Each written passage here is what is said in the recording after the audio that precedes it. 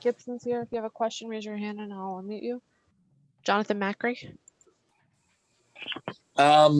Taj, you are the veteran leader on this team.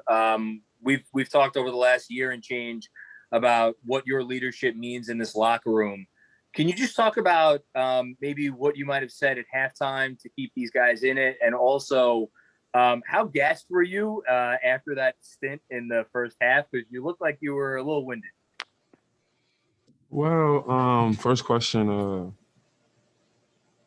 One thing about when you play for a Tib team is that you're gonna work. You know what I'm saying? You're gonna put in a lot of work. You're gonna come together. You're gonna work every day hard as you can. But along those trials and tribulations, you become a family. You become real tight knit. You believe in each other. The way Thibs coaches, he kind of brings the whole group together, believing that it's only us. So that's kind of mindset we kind of take in. And I just be myself.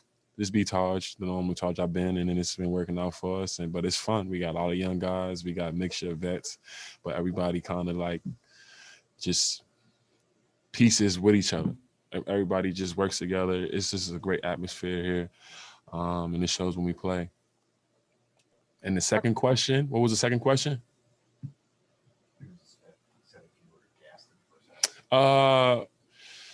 It's the playoffs. You're gonna be gassed. So that's the one thing about it. I pray before the game is just asking to just go out there to just play as hard as I can, and then just leave everything out there on the court.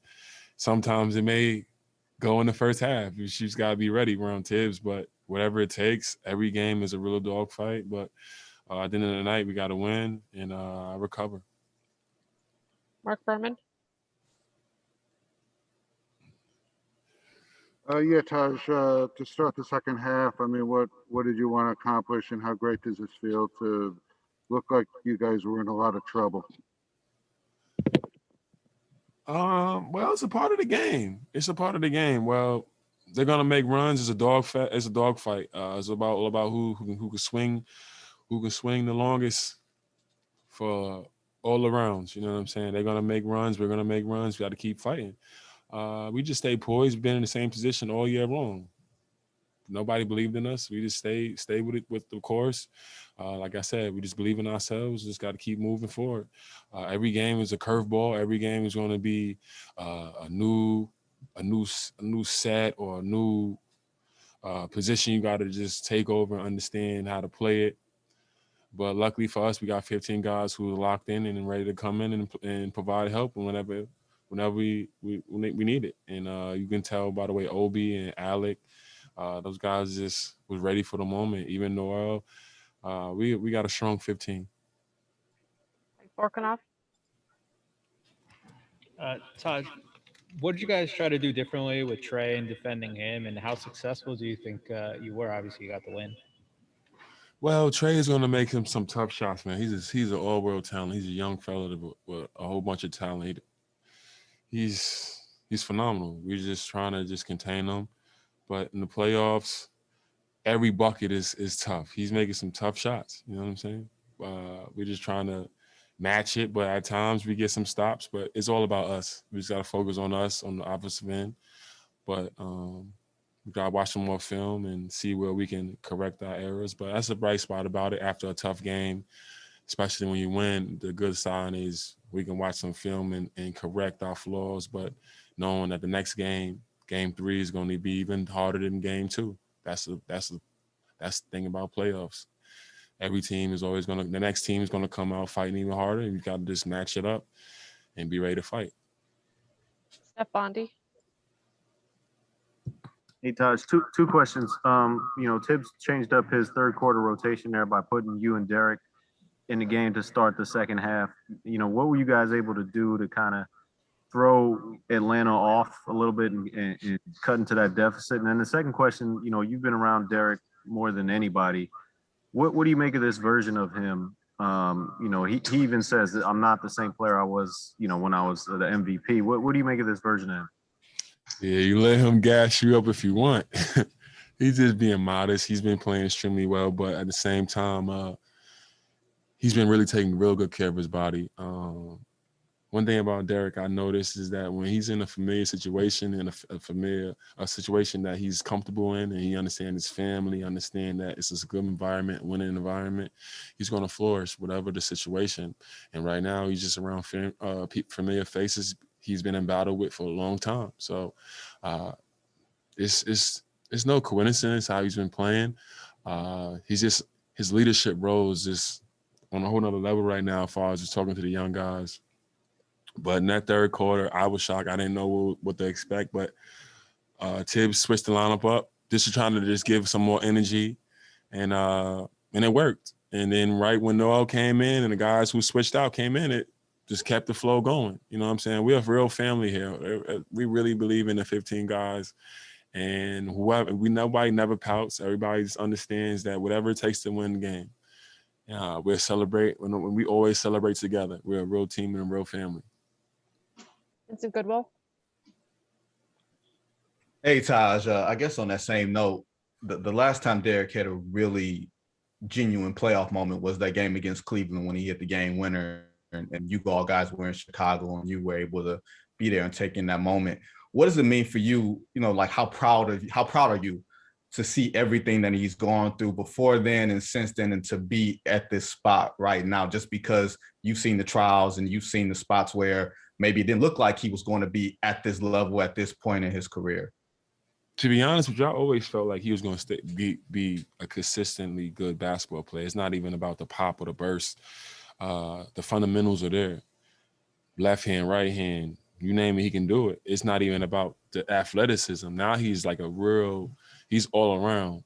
But it's not even the fact, I've been around Derrick my whole career, so it's not really about I'm proud of like how he came out of it, because I already knew he was going to come out of that. That's just the kind of person and how he's built. He's from Chicago. But it's just the growth of it, like how he's really locked in and he's really out there going full steam. There's not any kind of like, yo, take me out, anything. He's really going full steam. He's really into it. And it's just a testament to his heart and a testament to growing up tough in Chicago. What more can I say? Cassidy Hubbard. Taj, speaking of those Chicago days, you know, Thibs earlier talked about how he's kind of relying on you and Derrick because you have that playoff experience compared to some of the younger guys who, you know, just need to get it. You know, how much are the three of you? I don't even know if it's something that you guys are talking about, or is this is an understood thing between you guys about leading this team and helping them get playoff experience, good playoff experience? Well, we don't really have to say much. We just look at each other. We've been in so many different battles. We just look at each other and just, you know, just keep it flowing. You know what I'm saying? Don't get too high, don't get too low. But the fun part about it is the young guys, man. It's so fun. And even when they mess up or even when they do good, it's just so much energy because, you know, the way that we have our young guys, they're just so in tune with the game. You know, they appreciate just being out there, but they watch so much film and they are just ready to go. And I think this is a great atmosphere for them. I think the playoffs is just going to make them even better. And our young guys, the sky's the limit, and I'm excited for them. Last question, Rebecca Harlow. And Taj, just to kind of follow up on Cassidy's point there, I know that there were times in your career with Thibs that you guys have talked about coming back to New York and doing this thing with the Knicks.